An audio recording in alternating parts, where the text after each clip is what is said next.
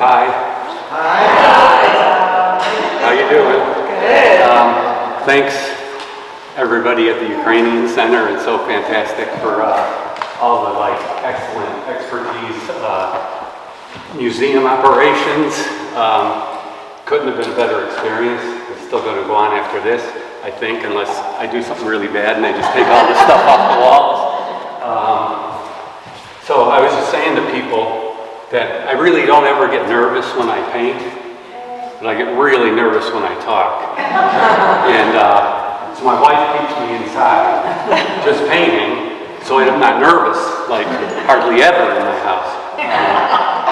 So the other thing is, so I'll talk about my paintings and my art and stuff and what goes on in my head when I make stuff. And you know, I always feel really bad for the people that come and listen to this stuff, because it's like basically, you know, getting older. So my demographic or whatever, my age range is the age range of people that just screwed everything up. So then I'm up here talking about stuff that I think is important or whatever. So really, you have to really take that with a grain of salt because of all the damage we've done. So I'm going to say right away, I'm going to sum up the show in my mind, what I thought the show was about, okay? And when I first started making this work, I had no idea that it was going to turn into a show like this. For one thing, I make all kinds of styles of art: abstract, semi-abstract, realistic, semi-realistic, installations, all kinds of different stuff. And all along, let's say, in my mind, I say in my mind, it's more competitive. In a sense, it's more competitive commercial art, in a sense, because that's what everybody's showing and doing, you know. So then I make all of this sort of naturalistic stuff all the time alongside all the rest of the stuff. So I'll draw still lifes at home, I'll draw portraits at home, I'll paint portraits, I'll have people come over and they'll sit and I'll paint them, and I'll go out and paint plein air landscape paintings. So the pandemic was going on, and just before the pandemic, I started doing these landscapes. And what I would do is I would take and prime a piece of paper. I would go out on site. Almost all of these landscapes are within a couple miles of our house. We live in Northwest Indiana. So I'll take that piece of paper, I'll lug it out in the middle of the woods, and I'll put the easel up, and I draw the scene out, okay? And then I come back, and I paint it from memory. So all the colors, and all the mood, and all the whatever else you see, I just sort of make it up, or remember it, or whatever. And that's how all of those were made. Now, sort of towards the end of this body of work, the pandemic was going on, pretty strong, and I couldn't visit with my friends. I couldn't bring them over to the studio and paint them, so I was missing them. So then I said to my wife, that's my wife Linda, she's standing there, she does, so I have to refer to her she's my pillar, see, she's the pillar. I refer to her for everything that I can't remember, which is probably about at least half of everything I say.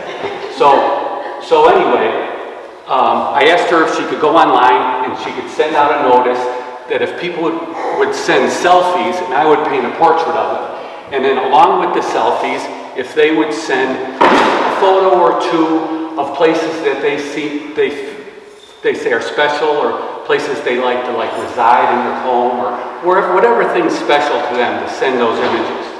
So then I started making those portraits. She would print them out, but she was also sometimes a little bit of an editor. And that's really good because, especially this is one big reason why it's really good. I'm really afraid to paint women. You know, so you know how certain people are attractive to you for certain reasons, you know what I mean? So I will see a woman and I'll look and I'll be, because that's who I am. I will look and I'll see features in the woman that I think is like really awesome, really good. Like, for example, maybe they have a really interesting nose, or maybe they have a super interesting eyes. And maybe they're not like the traditional really big eyes. Maybe they're real nice and sort of thin, but really, in my mind, really beautiful or whatever. So I'll, being an artist, you're going to zone right in on those characteristics and probably exaggerate them a little bit or whatever. So then I'd be like, oh my God, I can't get the woman, you know, she doesn't like the portrait, show it to them, and they might be nice to me, but you can read it all over their face. They're really dissatisfied. They're like, oh my God, do I really look like that? So then she helps me. She asks for other photographs. She says, well, you know, send me a couple other photographs. Give me some more samples or whatever. So anyway, she helps me in that respect. So the story about the portraits then, as we were getting the selfies that were coming in, is that I was afraid that I wasn't going to be able to do this. Now, I didn't think I was going to paint all of these portraits, but I painted like 5 portraits, and I guess I have to say I just lied a moment ago, because I started to get really nervous that I wasn't going to do these people justice. So I really focused on trying to make them really look great, fantastic, and that they had some kind of like mood in their eyes, some sort of like characteristic in their personality that would shine through, that would reflect the condition under which we were living and then continue to live. So then I'm doing that, and they're turning out, some are turning out not good, and then I do it over or whatever, keep doing it. And I got to about the 5th one, and this is what happened. I took Tanner, the guy over there, second from the guy with the big bushy beard, you know, I took him. So he's a big burly gay guy, kind of, I guess they call themselves bears. Well, super nice guy, and I'm looking at it. I didn't have the idea for the mirrors. I'm just holding the paper, I'm looking at it, and I had like this wild daydream, literally a daydream. I said, oh my God, what if I was Tanner? Like literally, I said, for a moment I thought I was looking into a mirror and I was seeing Tanner, but it was me. So that's when this hit me, that, oh my, that would be so cool to make these portraits and put them in hand mirrors, and then when the opening comes, so I was envisioning at that moment, I'm like, this is a show, for sure. I had no idea I was really going to do that. So this is a show for sure, it's going to happen. So then I was imagining that, and then I had the fortitude to just go through the whole thing and paint all of these people. And then, I don't know, about halfway through, I also went out and painted some more landscapes, and then it struck me. I was looking, I did a test of one of the frames. I made a real ugly test, didn't turn out good at all, and I'm holding it or whatever, and then I'm looking at it, and I think it's possible. I had the landscapes up in the studio, and I was looking at the figure, but I had my back to the landscapes. So then the whole context of the whole show just came to me. The idea for this show is that, and I envisioned a Ukrainian center. I wasn't going to have it anywhere else. I said, oh, that room in the Ukrainian center where they have the permanent collection. So I'm thinking, oh my God, I got to ask them to take all that stuff out, put it in storage, and then put my show up. So, but in my mind, I was not going to accept no as an answer, because there was no other place that it could be shown except here. It was perfect for it. So then I figured out the whole idea. So the whole idea is the show, and I envisioned the portraits being right here. Everybody walks right in, they see all the marvelous people, they go right up to all the marvelous people, and then they start looking at it. And then I wanted to then, once there's a whole bunch of people here, to take these things off the wall and hand them around to everybody, and everybody's looking at them. And they're all in a forced state of empathy. They're all looking at somebody else. So like, I'm looking at Keith, and I'm Keith for a moment. Isn't it awesome? You could be Keith for a moment, you know? So at any rate, so the idea is, in the simplest form, but I'm not going to get into all the like heavy stuff. In the simplest form is that these people come here, they look, and they see the people, they're looking at the people, they're giving a lot of love to the people, right? And they're not paying any attention to our environment, not any attention to the landscape. The home in which they live in, they're ignoring. So the point is, simple point, you have to love the people, and you have to love and take care of the environment you live in. Otherwise, that's going to happen.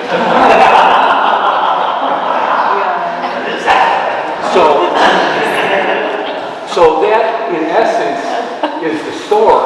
So you think, like, coming out of the pandemic, being totally, like, staying in your house or going out in nature, is a lot of time to think, right? A lot of time to think. So then I'm going out in nature and I'm continue to paint the paintings in nature, and I'm thinking about nature sort of as like all these paintings as like metaphors. I didn't start out necessarily thinking of that until like the first couple of paintings. Like, for example, there's a painting over there that's called All Tied Up.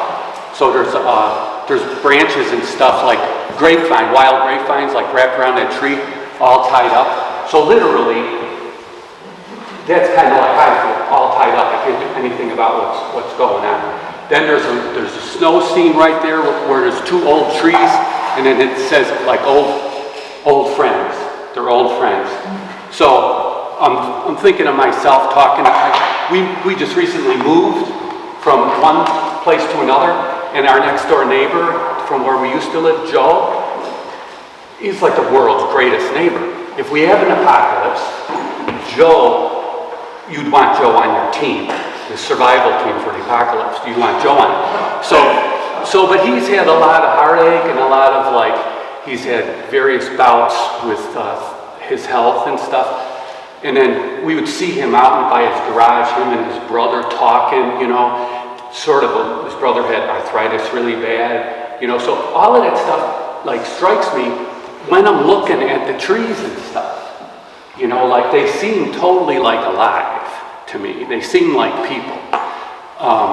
And then that leads me to that, you know, I think how far away from nature I am, you know, it's like, I realized that I just live in this ecosystem that has been like somehow artificially made for me or whatever. You know, I get up in the morning, what if my coffee's not there? It's a big problem, right? Yeah. Or let's say all of a sudden you're like cold. You're like cold in your apartment, and then you look at the thermostat, and it's only 2 degrees colder. You're like, oh my God. So you just turn the thing just a little bit, you know? Or maybe you're like a bad neighbor, you know, like a shitty neighbor. And then so the paper boy doesn't like you. There's no paper, so forget it. I don't know, some neighborhood boy doesn't like you, right? So they throw a big brick through your window because you've been a dick to them, right?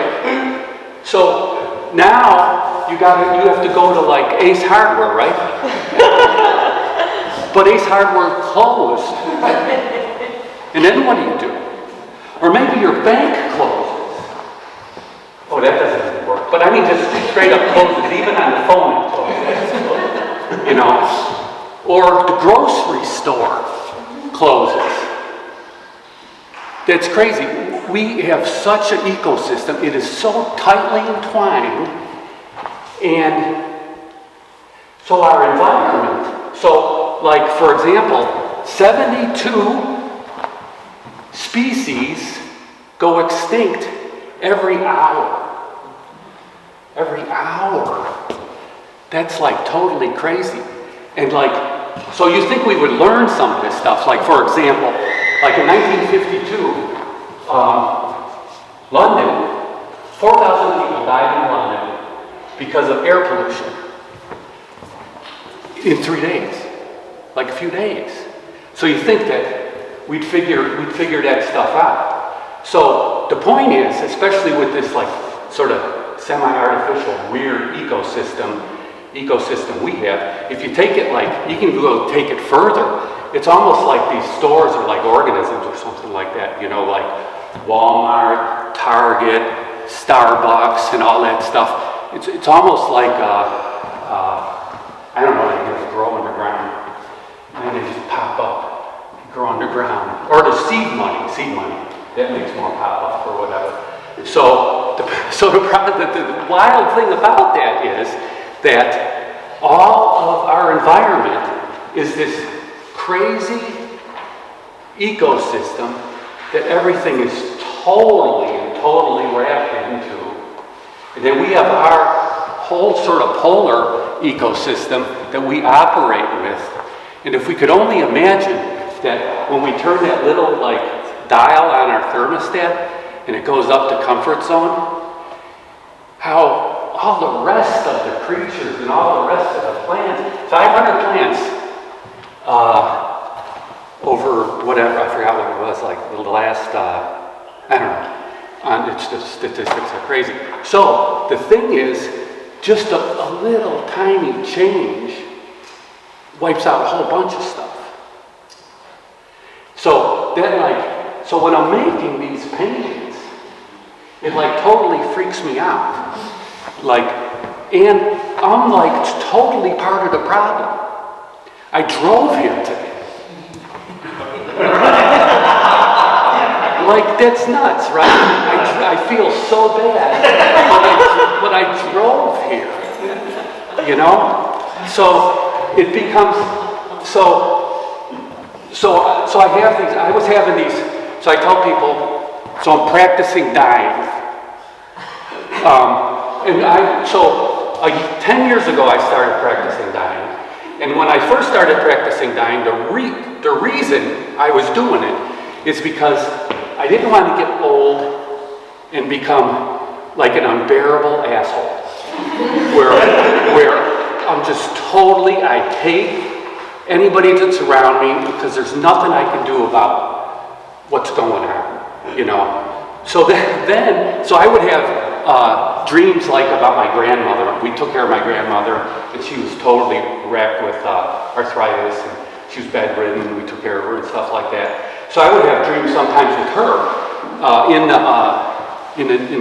They started out as like luring dreams, and then they turn into nightmares.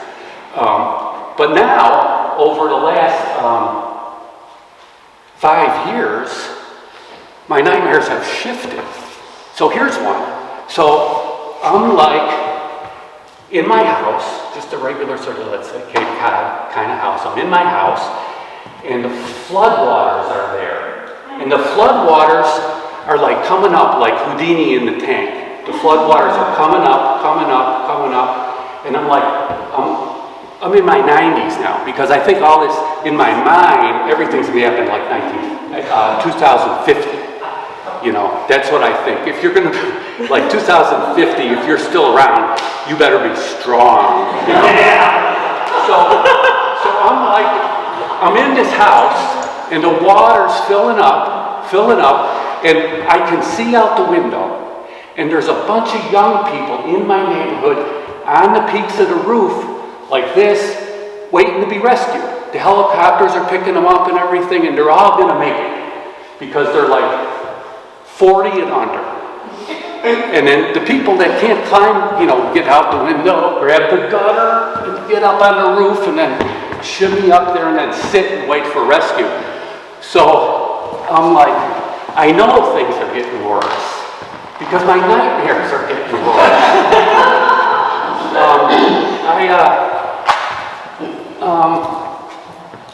So it's kind of like, literally, have you ever had one of those real psychedelic jawbreakers? The ones that, you know, if you get like a blue and green one, looks like the earth. And we're just sucking on that thing until it gets smaller and smaller and smaller. And then there's only a little bit left. And then you just start crunching it up and then just swallow it down. So anyway, so that's how I feel. So that's probably why I made that big painting over there. Okay. And then, then I'm going to say something that's interesting, I hope. So there's this painting right there, the orange one, the fall scene. See the fall scene? Okay, that's called Knockout. And if you look at that painting, it looks like those trees and everything's about ready to march to the right. Like they're going like this with their hands up and stuff, and they're gonna go marching this way. And what those trees are gonna do, they're marching towards us. They want to take care of us. Not take care of us, I mean, you know, like do us in.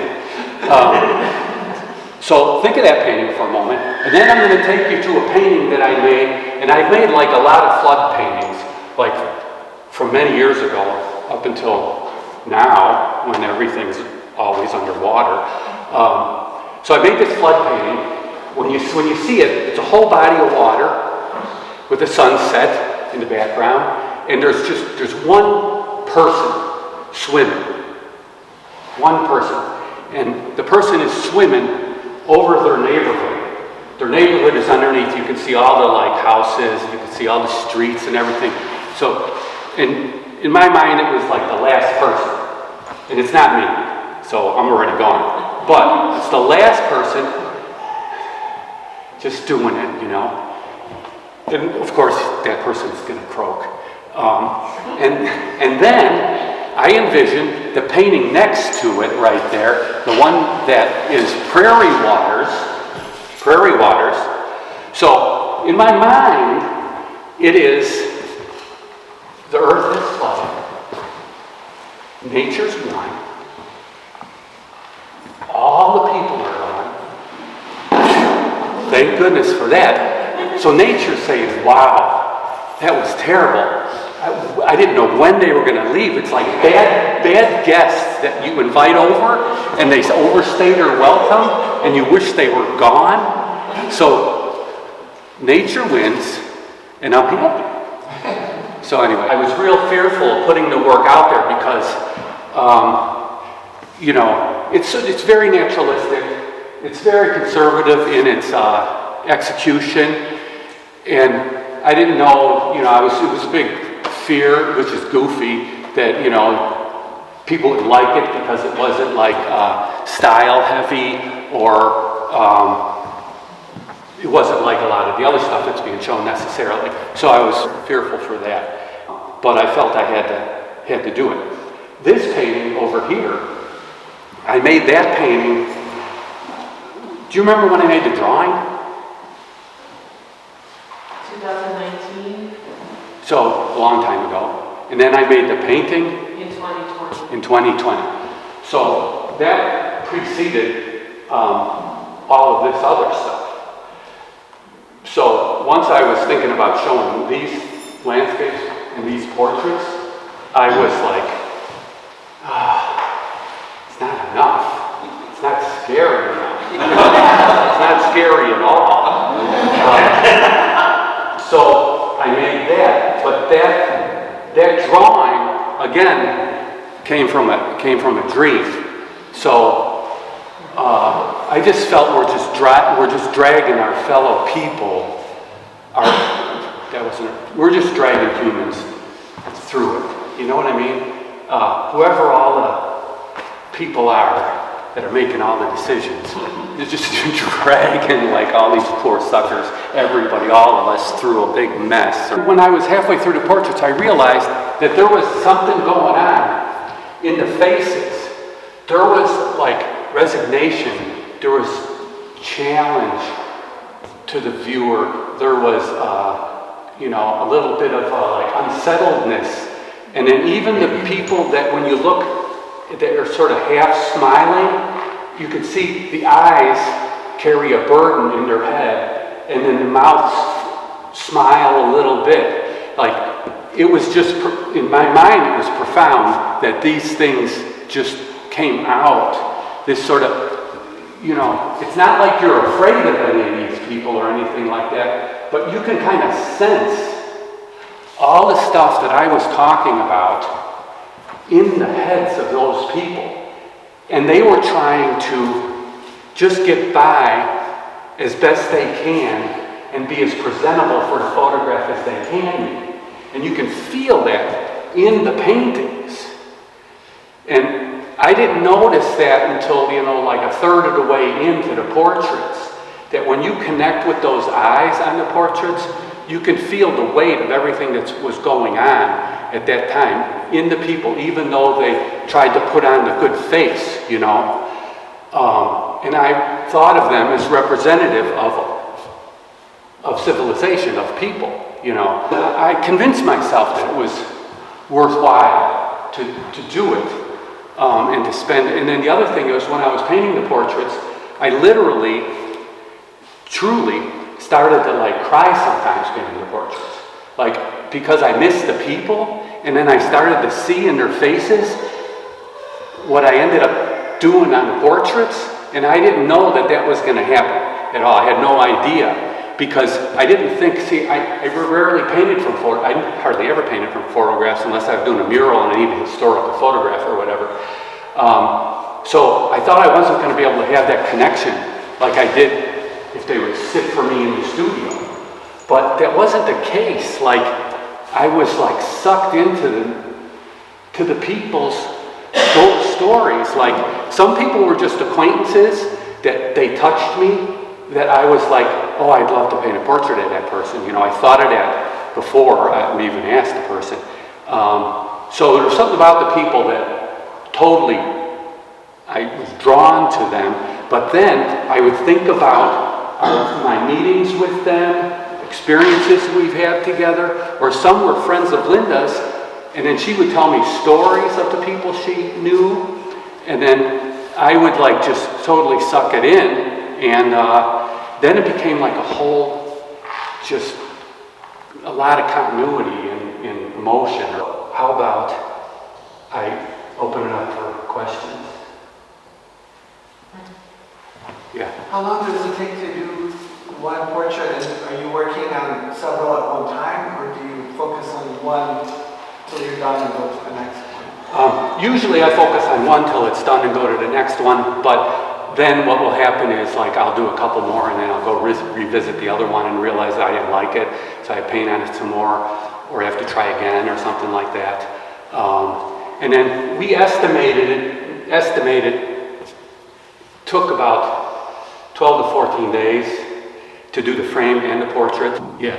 Do you do a few preliminary sketches, or do you just kind of... Okay, so I don't do any drawing at all. That's all I do is make the paper the right size, and then put the portrait or the photos. Usually I have a few photos up here and maybe up here, and I sit on a stool, and then I have it right in front of me, and that's all I do is paint shapes of color. I don't do any drawing at all. So I'll paint the sort of the shape of the face with whatever color I'm inspired to see in the flesh, and then I maybe paint their hairline and the hair in, create the hairline, and I'll do it all just shapes, large shapes, middle shapes, small shapes, tiny shapes, eyelashes.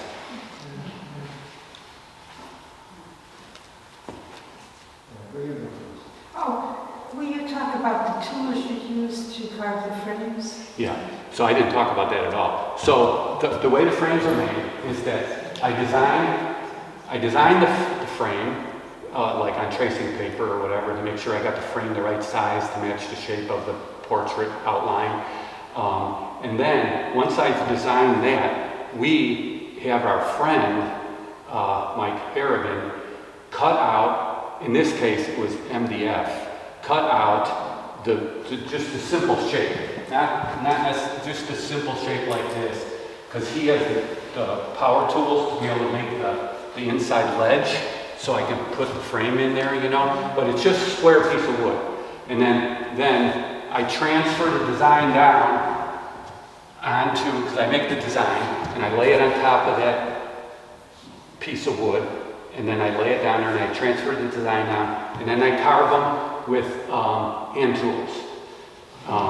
Mostly just straight up hand tools and knives, but I also have this one like vibrating power chisel. It's like a Dremel power chisel. It goes, and then I take out the bigger portions of wood because it just takes less time. But otherwise, it's all finished with hand sharpened chisels and gouges. Wow, can I just say wow? Thanks.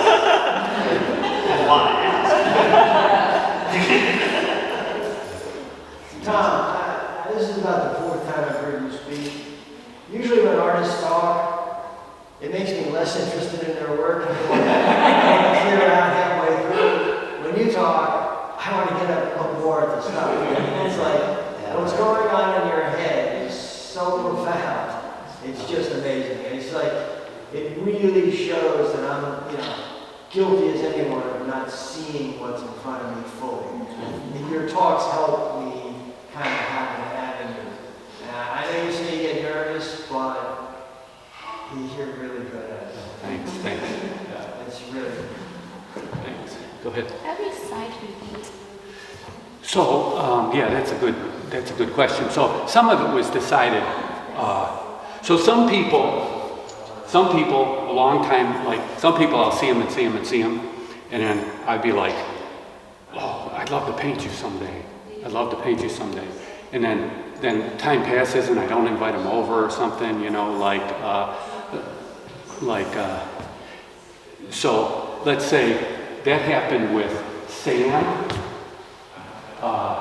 Tanner, Wetzel, Stano, Zarly.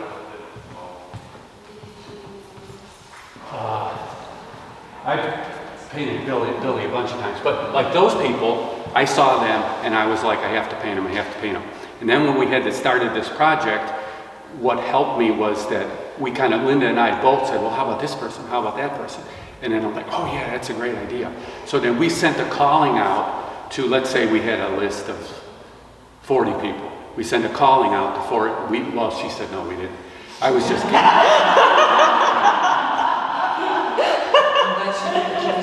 Yeah. She's shaking her head. No.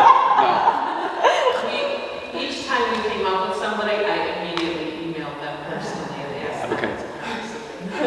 And we only the people that we asked were the ones that we did.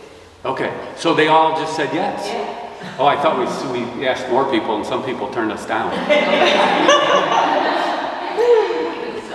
Oh, that's great. I was under the impression it took a lot to get to this. So there you go. But I do know that some of these people I had already, like I said, just like I said to Zarly, oh, I got to have you over for a portrait or whatever. So there. More questions? How do you decide on the backgrounds? So they sent photos of various things that we asked them, photo of their favorite room or some other photos that they think would be good for backgrounds, and then I just pin them up. And then once I paint usually I'm almost finished with the portrait, then I pick the stuff from the photos that would best match the portrait, both content-wise and like design-wise and stuff like that. So that's how it is. Do you have any particular artists that inspire you? Oh, just a lot of them. So I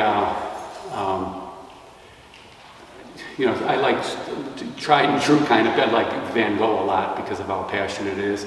I like the German expressionists, Otto Dix, and those people because they went through so much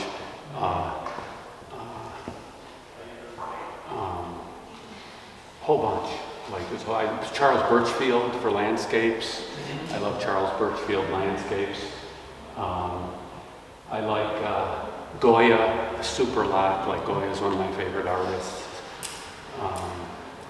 So yeah, I have a giant collection of art books. I look at art books every single day of my life. I figured, so I'll just go one step further. So I know some artists, they don't like looking at different people's artworks because they think it's going to influence them too much, or especially when looking through contemporary art, and then you see like you've been doing something for like 10, 15 years and you realize there's a contemporary artist that's 10 years younger than you, and they do exactly what you do, and they're in the Museum of Modern Art already. They weren't even born by the time, when you were painting the paintings you were painting, so it like upsets people, you know. So, but that doesn't, the way I get over that is because if I look at so much, it's all like one big wash. Like I have no danger of being too influenced by something because I look at so much, you wouldn't even be able to spot it, you know. Did you decide against doing the interactive portion, people carrying the portraits around? No, we did it. Oh. We did it on the opening night. We did it, and then it was very cool. We can do it today. We can do it. We'll do it. We can do anything we want. It's open until 4 o'clock, right? Yeah, So we can do it. I didn't decide against it. We did it. Yeah, and it was. Everybody loved it.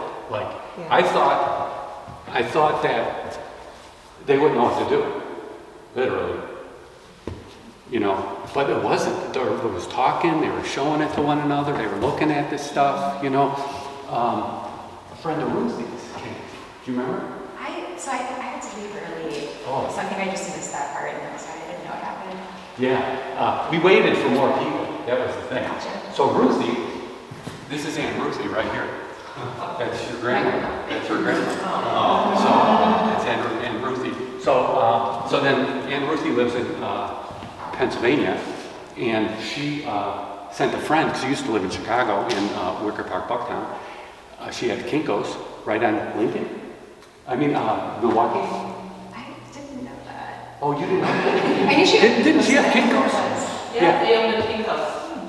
Yeah, I thought it was like in the suburbs. I don't know if it was on North Avenue. Oh, is that North Avenue? I think so. In Wicker Park. Yeah. So she was responsible for all those protest posters.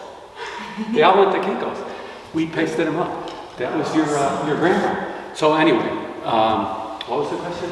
I was just wondering how the portion went. Oh, yeah. Carried it. Yeah, it went good. Yeah. Do you have a question?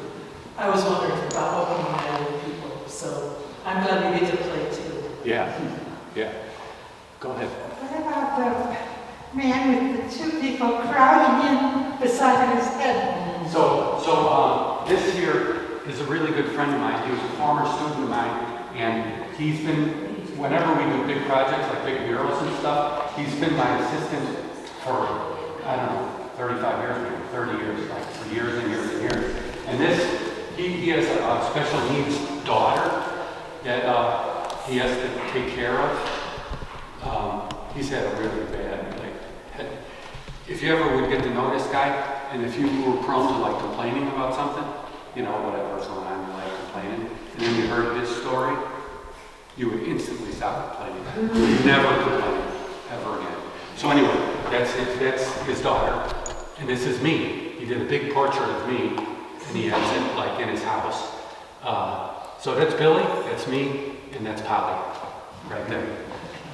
And then I customize the frame. See, this is a protractor right here. And Ariane, where is he? He's with the baby. He's with the baby. So that's another relative. And he's an engineer. So I did that. But then I also brought nature in. And then when they sit outside on their they go out by their window or something like that, there's like wild turkeys sometimes, and then there's a deer. So I just put the wild turkeys and deer in the painting. Whatever strikes me or whatever. And I just hope for the best, like I don't insult somebody. Go ahead. I think it's sort of the epitome of empathy, right? To look in the mirror and be that person. Yeah. I mean, that's incredibly profound. I think that in a society that is leaving empathy behind, anything to promote empathy is good. That's what I hope. But then it's got double meaning too. It's like the mirror. It's like the first selfie, literally. Like narcissist, looking into water. Really self-absorbed, That's what we are. So it's like I don't know what it is. It's good and bad right there in that frame. Is the drag race painting part of a larger series that you're working on? Or? So in my mind, I have been adding those together for that particular reason, like a larger series of large sort of political, socio-political paintings, in case I ever had a big show with them all. I have a question. That mirror is just hanging upside down to make that frame too, or? No, I didn't make it, but I chose that specifically for a couple reasons. One is, we were always like, not quite sure if people were going to get it, get this idea. So decided to so that's called a teardrop shaped frame. Like when I ordered it online. So it's a teardrop like that. So content-wise, I decided, teardrop frame, that's perfect, because we're all supposed to cry. And then it also tells you maybe that, that's a frame, like a vanity frame. These are vanity frames. So I was just trying to make it a little easier.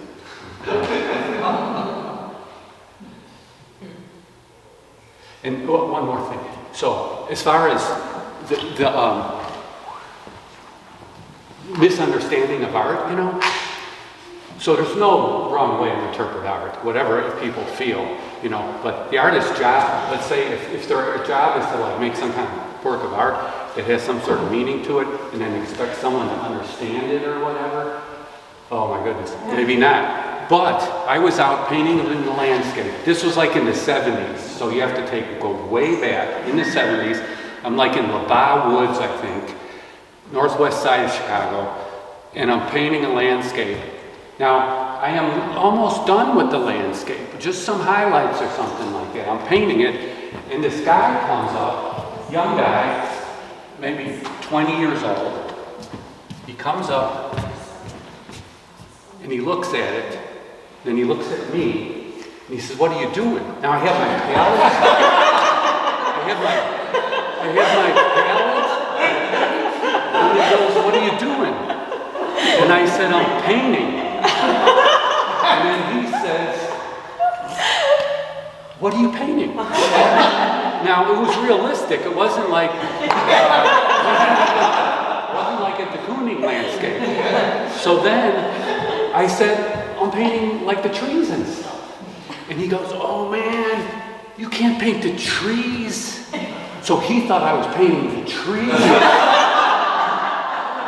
He literally thought I was painting the trees. I was taking green paint and painting the trees. Oh my God. So, and then one last one, we'll stop, I'm sorry. So one other time, this happened a lot of times. So one other time, I'm in Logan Square, and I'm in an alley, and I have my car pulled up away from, right next to the garbage cans, kind of like this, and then there was a gate right here, and I could look down the gangway towards the other street, because I'm in the alley with the car, and I'm tucked right up against it, so all cars could go by. I wasn't obstructing anything. And I was painting the scene between the gangway. It was so cool, the way the light was hitting. There was a sunflower like hanging over like this, illuminated, and the leaves were kind of poking out like that. And again, I'm like almost finished with the painting. I have the painting on the steering wheel, little painting, watercolor, and I got my palette right here. And the cops come. And the cops come, and the cop walks up, looks in, and again, what are you doing? And then I'm like, I'm painting. I said it nice. I didn't say it like that. I said, I'm painting. He says, you're painting? Don't be smart with me. What are you doing? That's what he said. And I'm like, oh, and then I had some other paintings in the back seat right here. So I said, no, I'm an artist. I'm painting. And I went and reached. Now, this was like modern times. And I was a different race. And I reached back here. I probably would have been shot. But anyway, I reached back there. I grabbed 2 more paintings. I'm an artist. I go around the neighborhood and I paint pictures. He goes, oh, I get it. And he warmed up and he said, oh, well, there's a lady that lives here and she's nervous because you've been here for so long with your car. I said, I'm sorry, I'll leave. But anyways, so if you think people know what your art looks like, probably not.